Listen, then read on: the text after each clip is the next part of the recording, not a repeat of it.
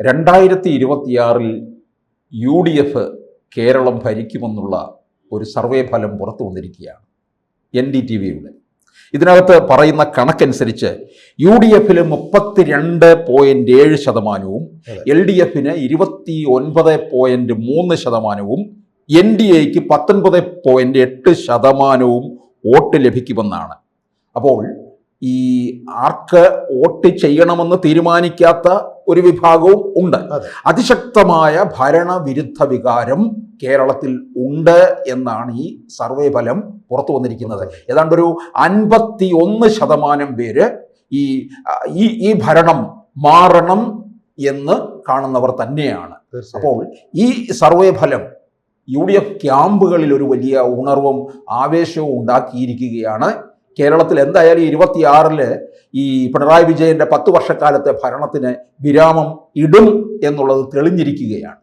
ഈ NDTVയുടെ സർവേ ചേട്ടൻ പറഞ്ഞതുപോലെ വളരെ കറക്റ്റാണ്. കഴിഞ്ഞ പ്രാവശ്യം രണ്ടാമതും പിണറായി ഗവൺമെൻറ് വരുമെന്നാണ് NDTV പറഞ്ഞത്. ഇതേപോലെ ഒരു ഇലക്ഷനും അതൊരു പ്രത്യേക സാഹചര്യം. അതെ പറഞ്ഞത്. പക്ഷേ ഇപ്പോഴ് NDTVയുടെ സർവേ വളരെ കറക്റ്റായിട്ട് വന്നിട്ടുണ്ട്. UDFന് മേൽക്കോയ്മ.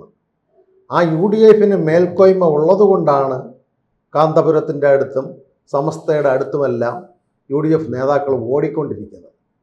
ഈ ഒരു ആത്മവിശ്വാസം മുസ്ലിം ലീഗിൽ ഉള്ളതുകൊണ്ടാണ് മുസ്ലിം ലീഗിൻ്റെ ആൾക്കാരെ ഇൻസ്പിറേഷൻ ചെയ്യുവാൻ ഷാജിയുടെ പ്രസംഗം. നമുക്ക് മതമാണ് പ്രശ്നം, മതേതരത്വമല്ല. അപ്പോൾ ആലോചിച്ച് നോക്കണം. അവർ പറയുന്നത് മുസ്ലിം ലീഗ്, ഇതിപ്പോൾ കാരശ്ശേരി മാസ്റ്റർ പറഞ്ഞ എന്താ, BJP വർഗീയ പാർട്ടി, മുസ്ലിം ലീഗ് മതേതര പാർട്ടി. മാസ്റ്റർക്ക് ഇത്രയ്ക്ക് വിവരമില്ലേ? നല്ലൊരു ബുദ്ധിജീവി എന്ന് പറയുന്ന ആളാണ് കാരശ്ശേരി മാസ്റ്റർ. ഇന്ത്യ മഹാരാജ്യത്ത് മാസ്റ്റർക്ക് കണ്ണില്ലേ എന്തോ, നെയ്യിറങ്ങിയോ എന്തോ. 13 വർഷത്തെ ഭരണം കൊണ്ട് ഇന്ത്യയിൽ ഭാരതീയ ജനതാ പാർട്ടിയും നരേന്ദ്രമോദിയും അമിത്ഷായും എന്ത് വർഗീയതയാണ് കളിച്ചതെന്നുള്ളത് മാസ്റ്റർ ചിന്തിക്കുന്നില്ല. മാസ്റ്റർക്ക് കിട്ടുന്ന പെൻഷൻ പോലും കൊടുത്തിരിക്കുന്നത് കേന്ദ്ര ഗവൺമെൻറ്റാണ്. അത് മാസ്റ്റർ മറന്നുപോയി. അപ്പോൾ UDF ഗവൺമെൻറ് വരുമ്പോൾ ഇത്തരത്തിലുള്ള സാംസ്കാരിക നവോത്ഥാന നായകർ, മതേതരത്വമെന്ന് പറയുന്നവർക്ക് എന്തുമൊക്കെ ഓഫറുകളുണ്ട്. അതുകൊണ്ടാണ് ബഹുമാനപ്പെട്ട മാസ്റ്റർ ഇന്ത്യ ഭരിക്കുന്നത് വർഗീയ പാർട്ടികളാണ്, മുസ്ലിം ലീഗ് മതേതര പാർട്ടി എന്ന് സർട്ടിഫിക്കറ്റ് മാസ്റ്റർ കൊടുത്തിരിക്കുന്നത്. അതുകൊണ്ട് അതിൽ ഉള്ള അസ്വസ്ഥത കൊണ്ട്, അത്തരത്തിലുള്ള വാക്കുകൾ കൊണ്ടുമാണ് പാണക്കാട് കുടുംബം വളരെ സന്തോഷമാണ്. ഇപ്പോൾ പഴയതുപോലെയല്ല കുഞ്ഞാലിക്കുട്ടി സാഹിബിൻ്റെ മുഖം നോക്കുമ്പോൾ. അവർ കോൺഗ്രസുമായിട്ട് സീറ്റുകൾ പോലും വെച്ച് മാറാൻ തയ്യാറായിട്ട് നിൽക്കുകയാണ്. കാരണം വിട്ടുവീഴ്ചയ്ക്ക് തയ്യാറാണ്. ചേട്ടൻ പറഞ്ഞ ക്വസ്റ്റ്യനിലുണ്ട്. ഇപ്പോൾ 36 സീറ്റ് അവർ ആവശ്യപ്പെടുന്നു. 30 സീറ്റ് അല്ലെങ്കിൽ 33 അവർ ജയിക്കും. മലപ്പുറത്ത് തന്നെ 16 സീറ്റായിട്ടുമുണ്ട്. പിന്നെ കോഴിക്കോടുണ്ട്, കാസർഗോഡുണ്ട്, കണ്ണൂരുണ്ട്, പിന്നെ തിരുവനന്തപുരം വരെ സീറ്റ് ചോദിക്കുന്നു. കൊല്ലത്ത് കൊടുത്തു കഴിഞ്ഞു. മുമ്പ് തൃശ്ശൂരിന് ഇപ്പുറത്തോട്ടില്ലായിരുന്നു. അപ്പോൾ UDFന് കോൺഗ്രസിന് 40 കിട്ടുകയാണെങ്കിൽ, അല്ല എങ്കിൽ 35 കിട്ടുകയാണെങ്കിൽ മുസ്ലിം ലീഗിന് ഏകദേശം 30 ഈക്വലൻ്റ് ആവും. ഇപ്പോൾ മുഖ്യമന്ത്രിക്ക് വിലപേശം. അതാണ് പറഞ്ഞത്, മുഖ്യമന്ത്രി പോലും ഭരിക്കുവാൻ കഴിവുള്ളതാണെന്ന് പല അർബൻ ഇസ്ലാമിസ്റ്റുകൾ പറഞ്ഞിരിക്കുന്നു മുസ്ലിം ലീഗ് സർട്ടിഫിക്കറ്റ്.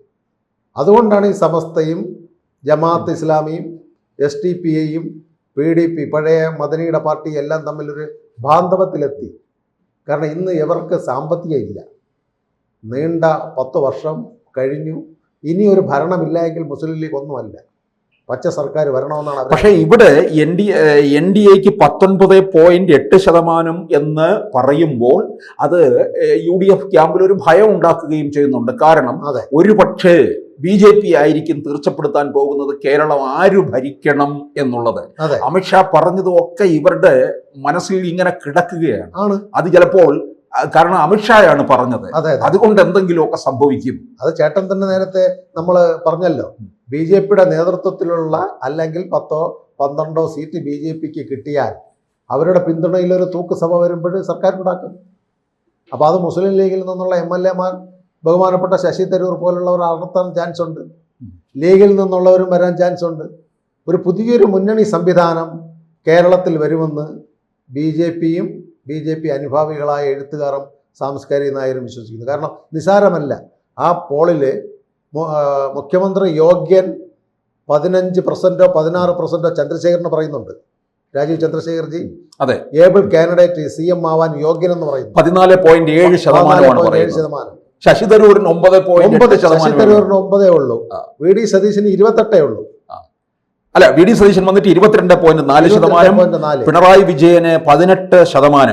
ഇപ്പൊ LDF സർക്കാരിന്റെ പ്രകടനത്തെ കുറിച്ചുള്ളത് വളരെ മികച്ചത് എന്ന് അഭിപ്രായപ്പെടുന്നത് 23.8%, നല്ലത് എന്ന് പറയുന്നത് 10.7%, ശരാശരി 11.8%. മാർജിൻ വളരെ താഴേക്ക് പോകുകയും. ഇവിടെ നോക്കുകയാണെങ്കിൽ ഏബിൾ മുഖ്യമന്ത്രി കാൻഡിഡേറ്റ് ജനം ആഗ്രഹിക്കുന്നത് ഡബിൾ എഞ്ചിൻ സർക്കാർ കേരളത്തിൽ വന്നാൽ ഡെവലപ്മെന്റ് നടക്കും. അതുകൊണ്ടാണ് ബുദ്ധിമാനായ രാജീവ് ചന്ദ്രശേഖർജി പറഞ്ഞത്, നമുക്ക് ജാതിയോ മതമല്ല പ്രശ്നം, കരണ്ട് കിടക്കുന്ന കേരളത്തെ വികസിത ഭാരതത്തിലേക്ക് കൂട്ടിച്ചേർക്കണം.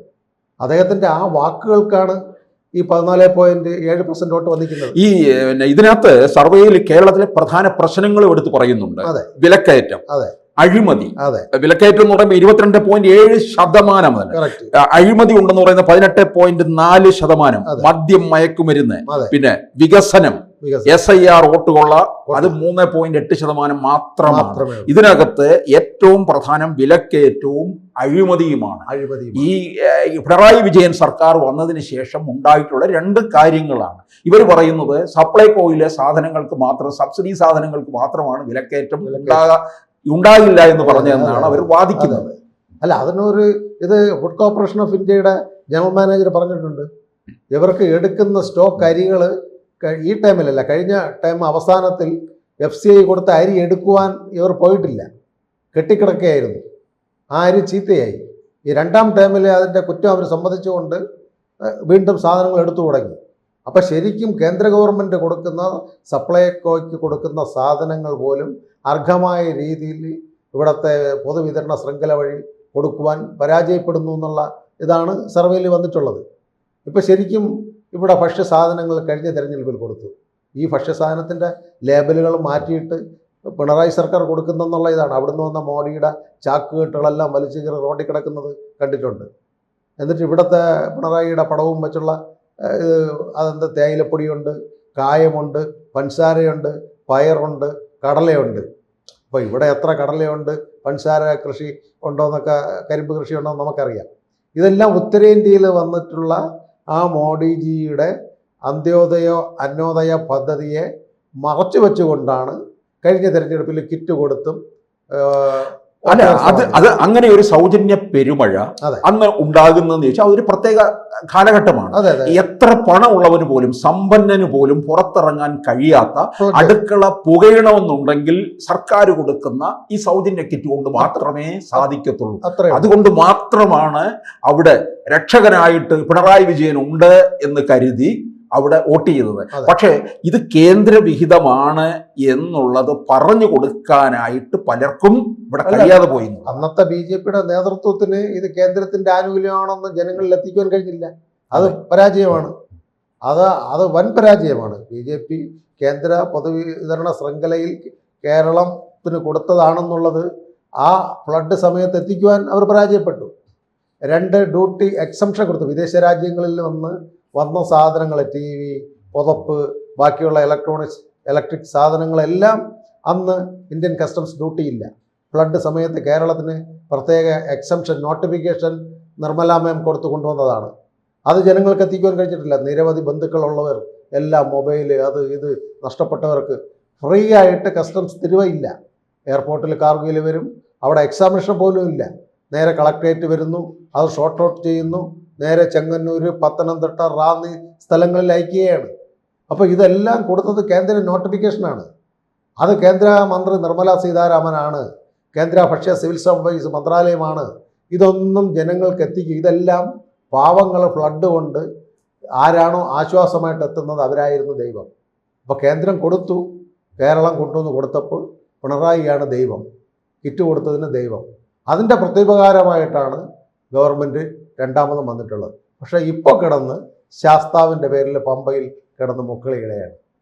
ഇനി ഈസി ആയിട്ട് വരുവാൻ കാരണം ഈ NDTV സർവേ പല ഇതിലും കേരളത്തിൻ്റെ സർവേയിൽ NDTV പറയുന്നത് നടപ്പിലാക്കി വളരെ നിർണായകമായി മുൻകാലങ്ങളിലും. അതുകൊണ്ട് ഇവിടെ ഒരു തൂക്ക് സഭ വരും. അതിനാണ് രാജീവ് ചന്ദ്രശേഖർജിക്ക് 14.7%, പിണറായിക്ക് 22 വന്നിട്ടുള്ളതും ഏകദേശം അവർക്കെല്ലാം ഈക്വലൻ്റ്, എല്ലാവർക്കും 6, 5, 4% വേരിയേഷനേ ഉള്ളൂ. അപ്പോൾ കേരളം ഭരിക്കുവാൻ നരേന്ദ്രമോദിയുടെ കരങ്ങൾക്ക് ശക്തി പകരുവാൻ ജനങ്ങൾ കൂടെയുണ്ട് എന്നതിന് തെളിവാണ് BJPക്ക് വർദ്ധിച്ചു വരുന്ന ഈ ജനപിന്തുണ. കൂടുതൽ വാർത്തകളും വിശേഷങ്ങളും നിങ്ങളിലേക്ക് എത്താൻ ABC മലയാളം സബ്സ്ക്രൈബ് ചെയ്യുക, ബെൽ ബട്ടണും അമർത്തുക.